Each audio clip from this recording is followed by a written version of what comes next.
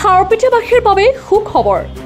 Kharupetia college টাৰ্ণিঙত নতুনকৈ শুভাৰম্ভ কৰিলে টাটা হিটাচীৰ এটিএম সেৱা। বৃহত্তৰ খাৰুপেটীয়া কলেজ টাৰ্ণিঙত এটিএম মেচিন নথকাক লৈ বহু হাৰাশাস্তিত ভুগি আছিল কলেজ টাৰ্ণিঙৰ গ্ৰাহকসকলে।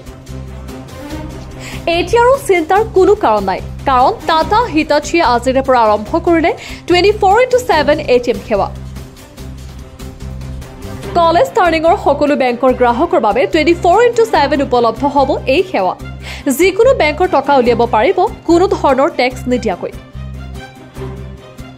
খাৰুপেটীয়াৰ যুৱক মফিজুদ্দিনৰ নেতৃত্বত আজি শুভাৰম্ভ হ'ল এই এটিএম সেৱা। অসম প্ৰদেশ কংগ্ৰেছৰ সাধাৰণ সম্পাদক মহিবুৰ ৰহমানে ফিটা কাটি আজিৰে পৰা 24x7 সেৱা উপলব্ধ হোৱাকৈ শুভাৰম্ভ কৰিলে এই সেৱা। ধুলাৰ পৰা হাফিজ গিয়াছুদ্দিন আহমেদৰ ৰিপৰ্ট, আছাম লাইভ।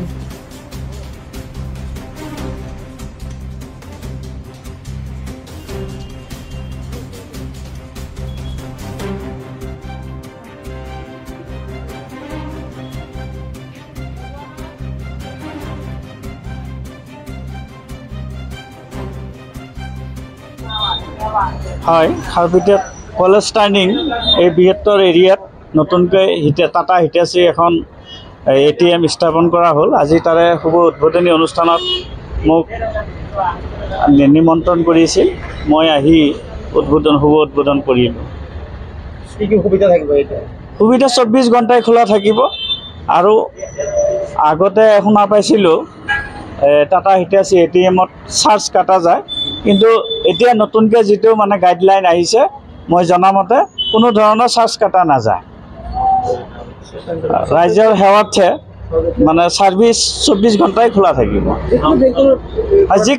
যিকোনো বেংকৰ এটিএম ইয়াতে এলাও হ'ব।